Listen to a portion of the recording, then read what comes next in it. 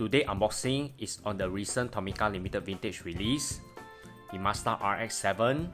This is a Hong Kong exclusive. It's also a reissue. If I remember, a small quantity was released last year.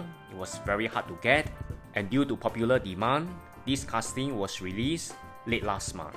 The 3rd Gen RX-7 FD also appears in the Gran Turismo and share the same color scheme as the 91 FD driven by Keisuke.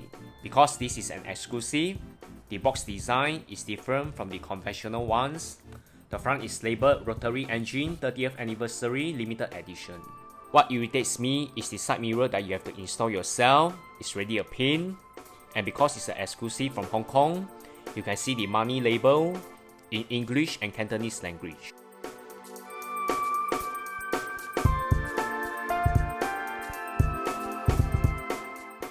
Quite an impressive and expected casting, with the side mirror components included. First impression, the Mazda RX-7 is very iconic. Really love the striking sunburst yellow body color with perfect finishing. Although the headlights are not retractable like Tomica Premium, to keep the integrity of their realism, the front is nicely detailed. Love the stance of this FD, it's pretty low.